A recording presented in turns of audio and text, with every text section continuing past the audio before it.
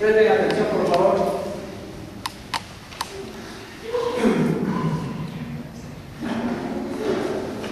Como dijimos, la Sharia es un conjunto de normas y preceptos que tratan de regir los actos voluntarios de las personas. Entonces vamos a ver cuál es la valoración que le dan a los actos voluntarios.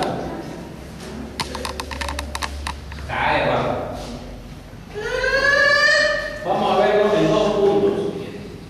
¿Sí? En el momento de la aplicación y después la clasificación. Vamos a hacer una especie de clasificación en 5 de los actos de las personas con relación a la Sharia.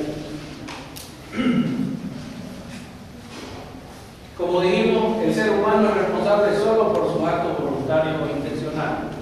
Esto no significa que nosotros neguemos que hay accidentes o cosas que superan nuestra voluntad, sino que en la preocupación del día del juicio, del paraíso o del infierno, estos accidentes no intervienen. Nosotros no vamos a ser responsabilizados por este tipo de sucesos. Lo que sí nos debe preocupar son nuestros actos voluntarios. La esfera de acción de la Sharia se aplica específicamente a este campo de los actos. Actos voluntarios solo se pueden aceptar o reconocer como los actos de un adulto despierto, responsable. ¿Sí? De los demás tipos de personas no se consideran actos voluntarios, se los considera una responsabilidad. O aquí parecería, cuando hablamos de sobrio, cuerdo o despierto, parecería que el borracho no es responsable de su acto. En la ley islámica sí, si un borracho quebra algo, lo tiene que pagar. Si un borracho hace algo, es responsable por sus actos, porque él intencionalmente anuló su uso de razón. Él intencionalmente dejó de ser racional por un momento. O sea, hablando en criollo, aquí es conocido de eso, ¿no? Ay, yo te besé anoche, no me acuerdo, estaba borracho. ¿No es cierto? Porque claro, no tiene el valor de sostener al día siguiente lo que hizo ayer. Entonces, para que no se pueda jugar con la ley de esa manera, ¿sí? Los que intencionalmente anulan su racionalidad siguen siendo sujetos a las consecuencias de sus actos. Entonces, aquí, lo contrario de despierto, de cuerdo, nos referimos a las personas que están durmiendo naturalmente y a los que están locos, o sea, tienen problemas mentales de enfermedad. ¿Ya? No nos referimos ni a los drogadictos ni a los borrachos, porque eso lo hicieron intencionalmente.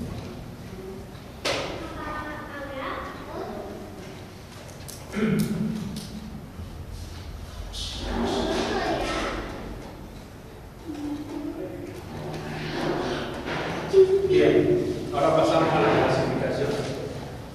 Los actos voluntarios nuestros caen en uno de estos 5 campos, sí o sí.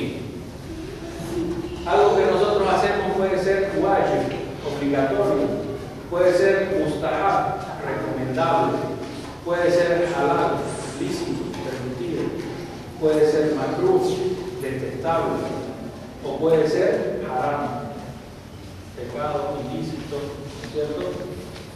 Ahora vamos a ver una por una la definición de cada una de estas 5 categorías de los actos. Wajib en árabe significa impuesto, obligatorio. Son los actos bajo los cuales Allah nos promete, ¿sí?, que nos va a recompensar si los realizamos, y nos promete también que nos va a castigar si dejamos de hacerlo intencionalmente. Entonces, una obligación para un musulmán es algo que Dios le promete recompensarlo si lo hace y le promete castigarlo si no lo hace. ¿Está claro? Sí.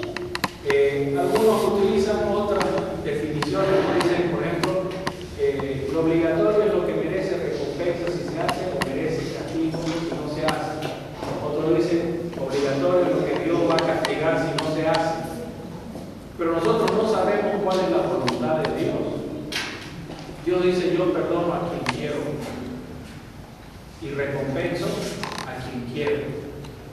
Entonces, la definición que sostiene esa voluntad desconocida de Dios para nosotros es que lo único seguro es que Él prometió que va a recompensar al que lo haga y prometió que va a castigar al que no lo haga. Eso sería una obligación. Dentro de la obligación tenemos dos niveles. Al fardo, el primero. ¿Conocen la palabra fardo, no? En castellano. Fardo es la bolsa, por si acaso, no solo es de cerveza. Fardo es la bolsa que se metían antes de la cerveza. Fardo, ¿sí? Así como en castellano es en árabe, es la carga que lleva una persona. ¿Sí? Fardo vendría a ser la cantidad de carga que puede llevar una persona que estaba dentro de la bolsa, del fardo. Esa palabra en castellano viene del árabe fardo. Se lo denomina fardo a cualquier acción obligatoria, es el mandato de Dios que nos viene por una evidencia irrefutable, indubitable. Dalil qat'i. ¿Me entienden? Es obligación sin que podamos refutar.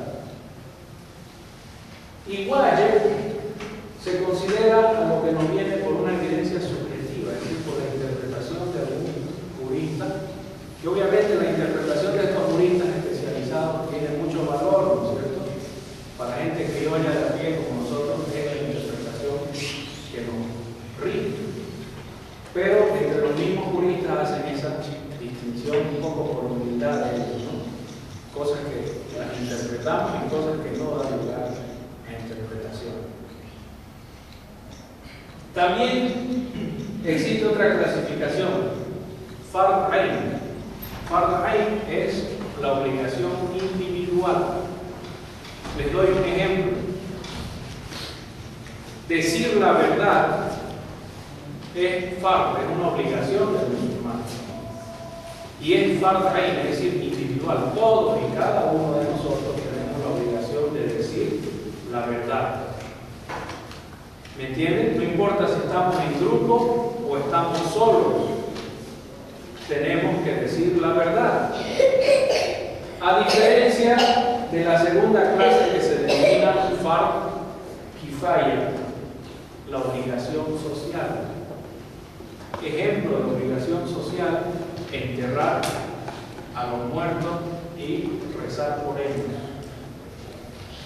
Si uno de nuestra comunidad fallece, basta que un musulmán tome las medidas para hacerle un entierro decente y rece por él, para que la obligación se levante sobre todos, ¿no es cierto? La obligación social es cuando uno la cumple, se levanta sobre todos. Ahora, ¿qué pasa si nadie la cumple? ¿El castigo sobre quién va a caer? Sobre todo. Si un musulmán se muere y nadie se preocupa por ver que tenga un buen entierro y rezar por él, todos vamos a ser castigados.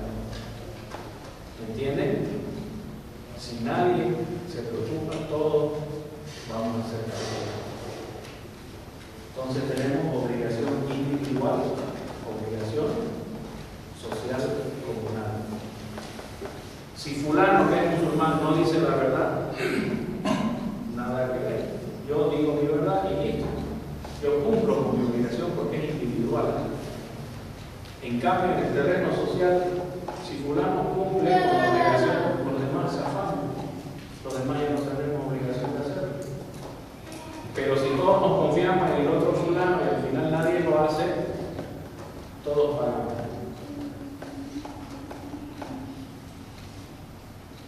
Como verán, el Islam está siempre apuntando a que el ser humano viva en sociedad y en Estado.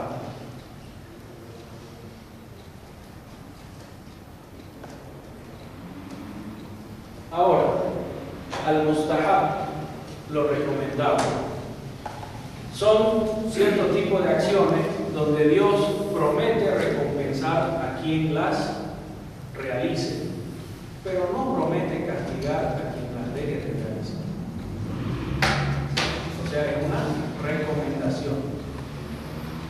Por ejemplo, Dios nos recomienda que siempre que prestemos dinero, ¿sí?, haya un recibo de por medio, haya 2 testigos. Pero nos dice que si estamos solos en el desierto y tenemos que prestar dinero, también podemos prestar, confiando en nuestro amigo, ¿no es cierto? Pero nos recomienda fuertemente en el Sagrado Corán, cuando se hace un préstamo, que haya un escribano que escriba un recibo y que haya testigos de referencia, para evitar este problema de cuentas alegres. Bien, cuando se trata de los ritos, ustedes lo han visto en la mezquita, cuando rezamos todos juntos, ¿sí?, es el rezo obligatorio, ¿no es cierto? Pero después cada uno reza por su cuenta, 2, 3, 4, como quiera hacerlo. A eso se lo denomina sunna. Entonces aquí la palabra sunna en el tema de los ritos vendría a ser un equivalente de recomendado. Esos rezos solo ya no son obligatorios, son recomendados. ¿Por qué? Porque el profeta lo hacía, pero no obligaba a la gente a hacerlo, nunca le dijo que era obligatorio. Él lo hacía dando el ejemplo nada más. Entonces nos llegó a nosotros esa costumbre a través de la sunna del profeta. Ahora vamos al tema neutro, ¿cierto?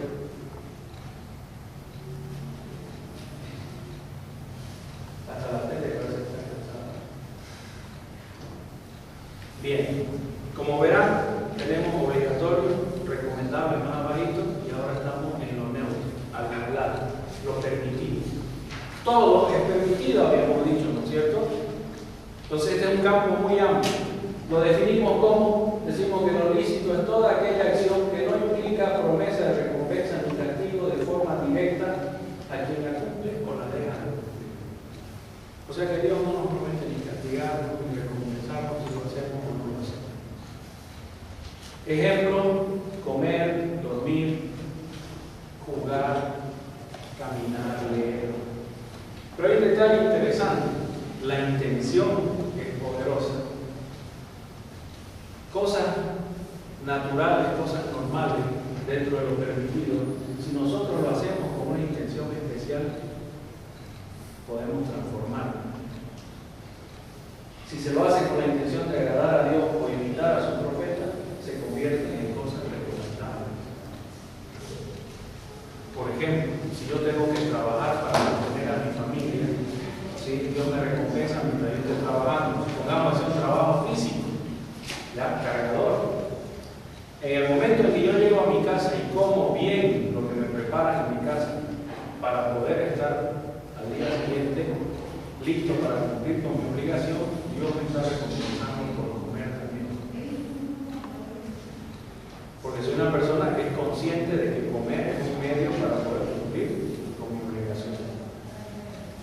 Entonces hay que tener, por un lado, mucho cuidado con las cosas permitidas, porque si nos acercamos a ellas con una intención mala, las podemos convertir en cosas detestables o pecaminosas. Pero si nos acercamos con una intención buena, ya las podemos transformar en cosas recomendables que reciben gran recompensa. Ahora, se parece un poco al otro que me había dicho, ¿no? La intención, le dije, no hace que lo prohibido sea ilícito. Aquí sí vale porque es ilícito desde el principio, ¿no es cierto? No interviene lo prohibido. Aquí sí vale la intención. Hay un dicho del profeta que dice: el hombre adora a Dios hasta cuando hace el amor con su mujer. ¿Cómo es eso? Porque él lo está haciendo con su mujer, lo está haciendo con la mejor intención, ¿no es cierto?, de cumplir con sus obligaciones maritales. Entonces Dios lo recompensa a ese hombre igual que a uno que está rezando o que está dando limón. Fíjense como algo natural, normal de la vida, si nosotros aplicamos la intención apropiada, se convierte en una fuente de recompensa para nosotros. Entonces diríamos, hablando de términos medio mercantiles, podríamos decir que este es un mercado inexplorado, un mercado virgen todavía donde nosotros podemos invertir si sabemos tener buena intención. Por eso es importante, fíjense, habrán visto en varios momentos que se les dice, cuando vayas a hacer esto, decir bismillah, ¿no? O decir tal cosa, decir alhamdulillah, es para estar en una rememoración, siempre pensando en Dios para poder tener buena intención. No es por temático que insistimos en que la persona antes de comer diga en nombre de Dios, cuando termine de comer diga alabado sea Dios, gracias a Dios. Si nosotros repetimos constantemente esta fórmula, ¿no es cierto?, somos conscientes de que Dios nos da la comida, entonces nuestra intención se adecua a esas cosas que estamos diciendo y ganamos recompensa. ¿Se entiende, no? ¿Hasta aquí? Bien, ahora vamos a ir a la parte, al punto negativo, es decir, las cosas que no se deben hacer.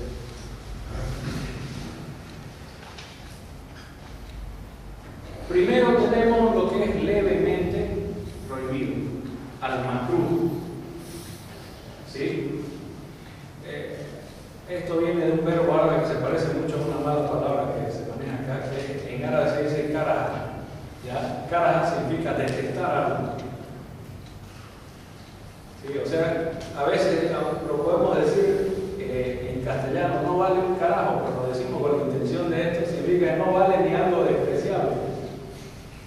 ¿Ya? Entonces, makruh vendría a ser lo detestado, lo que a mí no me gusta, lo que yo odio. Entonces, ¿qué es el makruh? Esto es algo que Dios prometió recompensarnos si lo evitamos, pero no prometió castigarnos si incurrimos en él. ¿Sí? Tenemos el ejemplo de hacer muchas cosas con la izquierda. ¿Sí? Es detestable hacerlo con la izquierda, pero Dios no nos prometió castigarnos si no saben hacerlo con la izquierda,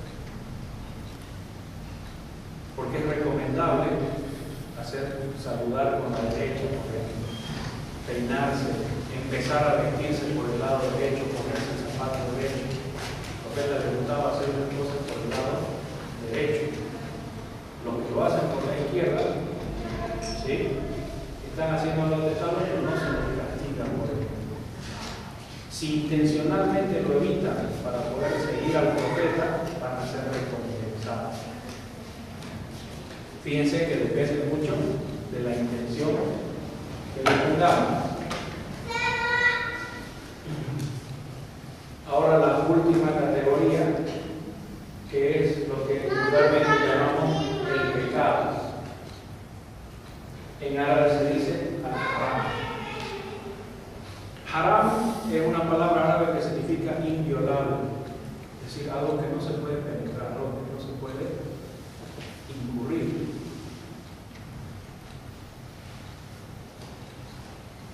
También se lo llama ilícito, pecado, falta, prohibición.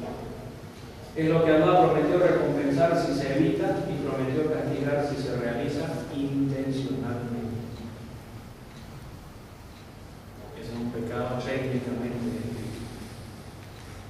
Ante la duda, cabe recordar que todo acto racional de la vida diaria es lícito, lo que habíamos visto antes, ¿no? O sea, todo lo que se hace es lícito hasta que no se compruebe lo contrario.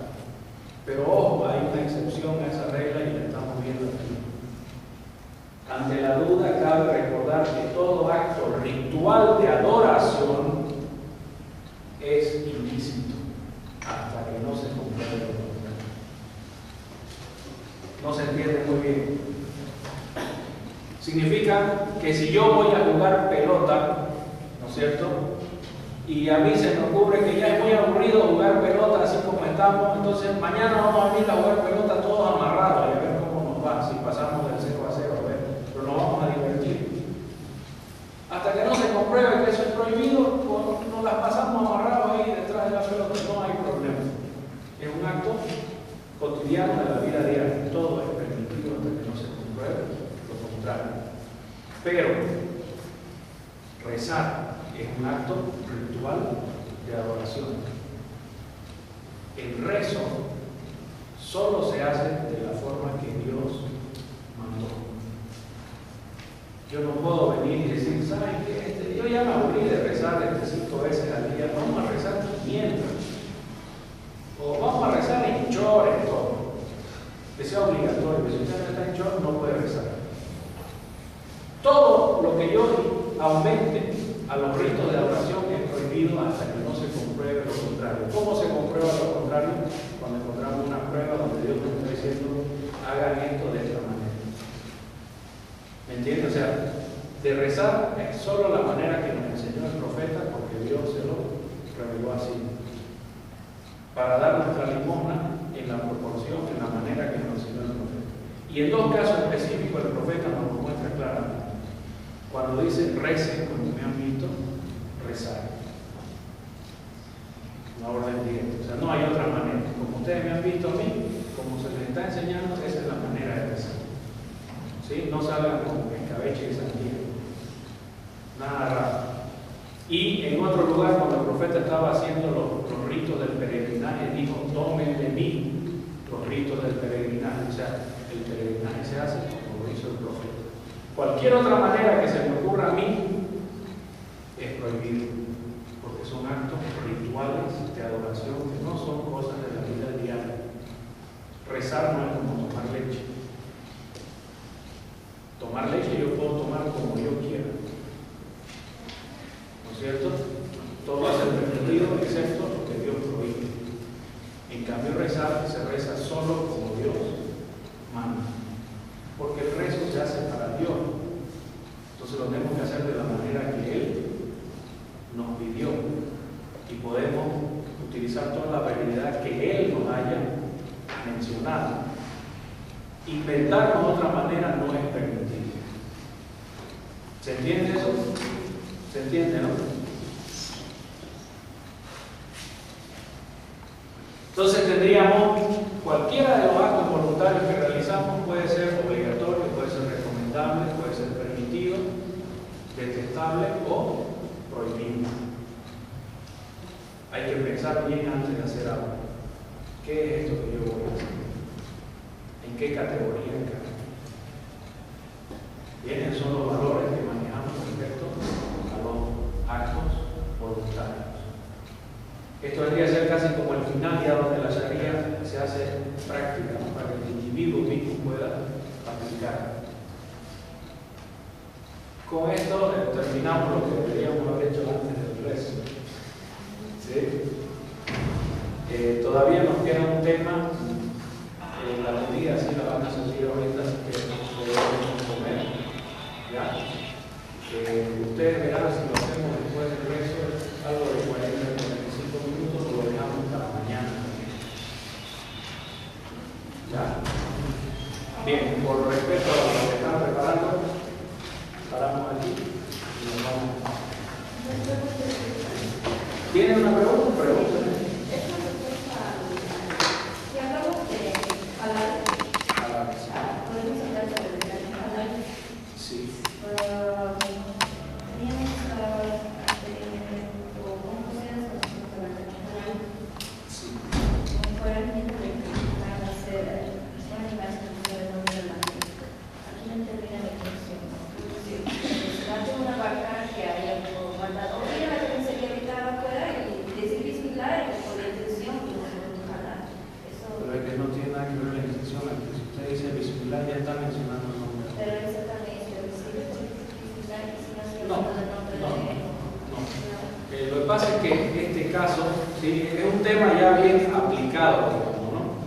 El musulmán no puede comer cualquier carne, así como no podemos comer cerdo ni sangre, tampoco podemos comer cualquier carne, especialmente en lugares, por ejemplo, donde se los golpea a los animales, ¿no? Las vacas, como se hacía antes aquí en el matadero municipal, que ahora ya no se hace, digamos, ya no es la única manera de matar.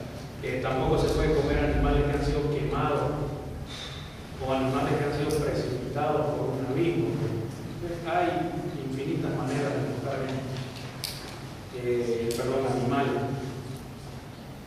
Entonces, el Corán nos indica que solo comemos la carne permitida. ¿Y cómo se hace la carne permitida halal? Y es cuando se mata sin hacer sufrir al animal, degollándolo. Entonces nosotros solo podemos comer animales que han sido degollados, ¿sí? O cruzados en el corazón, y luego de pronunciar el nombre de Dios. Bien, pero ese tema de pronunciar el nombre de Dios, ¿sí? Unas escuelas, justo el tema que se nos quedó es de las escuelas, pero ya lo vamos a ver. Unas escuelas dicen que es obligatorio, otras escuelas dicen que no. ¿Ya? Y dentro de lo obligatorio, hay obligatorios que si no se cubren se invalida todo el acto. Y hay obligatorios que si se omiten no se invalida el acto. Entonces es un tema donde hay, por lo menos hay tres opiniones bien claras. Si no se mencionó el nombre de Dios no se puede comer, esa es una, totalmente. Otra dice, si no se mencionó el nombre de Dios y usted lo menciona, sí se puede, es una segunda opinión. Y hay otra opinión que dice, si no se mencionó el nombre de Dios y se lo mató bien, degollándolo y desangrándolo, sí se puede comer, mencionando el nombre de Dios. Ya, entonces es un tema, digamos, bastante amplio y es difícil de cubrir así en un ratito. Pero aquí, por ejemplo, en el caso de Santa Cruz, nosotros deberíamos ver que hay diferentes mataderos que tienen diferentes maneras de matar un animal y que si es posible para nosotros conseguir nuestros propios animales, eso es lo obligatorio. ¿Ya? O sea, matarlos bien como Dios manda. En caso de no ser posible, deberíamos recurrir a los mataderos donde se degüella la vaca o se la punza y se la hace desangrar, que es el caso de Fridosa. Por ejemplo, nosotros hemos ido a Fridosa y ellos la cuelgan a la vaca y se la suchan y se desangran como debe ser, digamos, pero no hay nadie que diga bismillah. ¿Ya? En cambio hay otros mataderos más criollos donde hay un criollo así con su mazo, con un combo y tac, da al pobre animal. Eso es totalmente prohibido porque encima la sangre no sale, más bien se coagula ahí dentro del animal. Por eso unas carnes salen bien oscuras, ¿no es cierto? Desde el momento en que está la carne fresca misma es más oscura que otras carnes. Como le digo, es un tema bastante complejo y varía mucho de una ciudad a otra, de un matadero a otro. El tema del pollo, por ejemplo, aquí en Santa Cruz pasa lo mismo con el pollo. Antes lo agarraban el pollo y lo hacían, ¿no es cierto? Pero ahora los mataderos industriales hacen lo mismo que dice la ley islámica. O sea, se le corta el cuello o se le corta por dentro. Algunos cortan por fuera y otros le meten por dentro y lo cortan desde adentro. ¿Sí? Entonces eso coincide con lo que exige la ley islámica. Coincide. La parte que nos falta es decir visibilidad. Perdón, el pollo entonces decapitado no es un pollo calado. La mayoría lo decapitan. Está sale corriendo, es un espectáculo grotesco. El pollo decapitado ha sido degollado, porque se desangra igual. Pero hay una escuela, que es la escuela Mali del norte de África, donde ellos no comen decapitado. Ese tema de las escuelas, por favor, es un tema serio que hay que tomarlo, digamos, con su tiempo. Y yo precisamente quería tocarlo dentro de la evolución histórica de la Sharia. O sea, hay distintas escuelas de ley. Como verán, la persona es libre de estudiar, esforzarse, interpretar las cosas, ¿no es cierto?, dependiendo de su propia persona. Eso hace que ante ciertas circunstancias aparezcan varias opiniones. Eso es permitido en el Islam. ¿Ya? Perdón, hermano, otra pregunta, pero entonces, ¿cómo tendríamos que hacer? Porque yo, por ejemplo, vivo en el Alto. El único matadero que hay en el Alto anteriormente estaba dando el combate a la Andrés, pero últimamente dijeron que no, pero no se sabe, o sea, yo no he visto. Y no, yo, por ejemplo, no consumo carne, no consumo lo que encuentro en la carnicería, en todos los alertas. Entonces, debería sí, los musulmanes deberíamos sí o sí tener un lugar donde consumir carne halal. Ya, las posibilidades, o sea, las cosas que usted puede hacer son varias. No nos va a dar ahorita para decirle cuál es la gama de posibilidades que usted tiene. Pero sí podríamos recomendar una serie de pasos, ¿no es cierto? La mezquita tiene una directiva, deben organizarse y nombrar una comisión que visite los mataderos. Nuestro dinero vale tanto como el de las otras personas, ¿no es cierto? Y nuestra salud vale más, es nuestra responsabilidad. responsabilidad.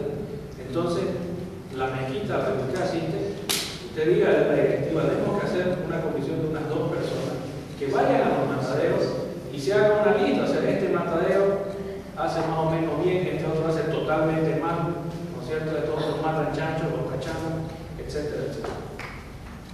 Entonces, así la persona sabe cómo llegó esa carne ahí hasta él. Los mataderos ahora, por lo menos aquí en Santa Cruz, no hay el tema de los mataderos, así que en las casas, ¿no es cierto? Entonces son pocos, puede ser que la paz sea más al haber otras normas municipales. Pero yo creo que por ahí va la cosa, o sea, como institución islámica, hacer una comisión que vaya a investigar.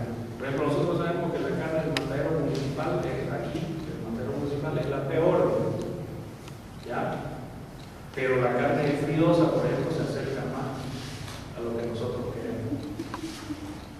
Sí, que son esos mismos mataderos más grandes. Hay un tercero que se ha abierto que lo mostraron en la tele y eso la invocan, la vaca va a un lugar donde no se puede mover y un cuchillo la devuelve. Entonces, vamos sabiendo. Lo mismo con los pollos, ¿no? Yo he ido a Sofía y he ido a ABG, ¿cómo se llama? Bien, y he visto, se cuelga el pollo, se le da un poco de corriente para que quede tonto, y por una ventanita, así me extraña, de un tipo con un cuchillo, y lo va a degollar. ¿Sofía? No, AMG. Sí. Sofía hace lo mismo, pero no es, o sea, no tiene distintas plantas, ¿no es cierto? En algunas plantas hay ventanitas y en otras es una máquina. En ambos casos nos conviene igual. Nosotros estuvimos comprando una época pollo de ALG, fuimos, le dijimos, mire, usted tiene que decir bismillah, que significa en el nombre de Dios, entonces el criollito ahí, bismillah. Pero no es musulmán, eso es permitido, porque el Sagrado Corán dice, se os ha permitido la comida de la gente del libro, cristianos, judíos, etc. El problema es que empezaron a estafar. Los degüellos se hacen de noche y de ahí la ponen a congelar la carne. Entonces la metían en unas bolsas con agua así, o sea que un cuarto kilo por lo menos en cada pollo era agua congelada. Entonces tampoco vamos a pecar de tontos, ¿no es cierto? Así que suspendimos eso. Ahorita, por ejemplo, la carne que estamos comiendo, ¿cómo la consiguieron? Se fue un grupo de hermanos a unas comunidades que crían pollo, compraron 100 y tantos pollos, y el doctor Ramiro estuvo un día los mandaron a pelar y los trajeron pelados. Nosotros los embolsamos, los ponemos en el freezer, tenemos freezer. ¿Sí? O sea, si uno quiere algo, tiene que tomar las medidas materiales, logísticas necesarias para lograrlo. El Islam no es una religión de personas que se encomiendan y se quedan sentadas. ¿Sí? O sea, si yo quiero comer carne halal, tengo que moverme. Preguntándome a mí, preguntándole a otros, no va a llegar la carne. Hay que escuchar a la directiva, hacerle recuerdos si se olvida. Uno, anotarse en la comisión. Hay que comprar un freezer, hay que comprar una heladera. Yo vi en la palabra no tenían los ganchitos, se están moviendo, ¿no? Significa que compran y que ahí. Me parece que no necesitan heladera, con los ganchos ya. Pero si hay que transparente su heladera. Bien, entonces es así, o sea, hay que moverse.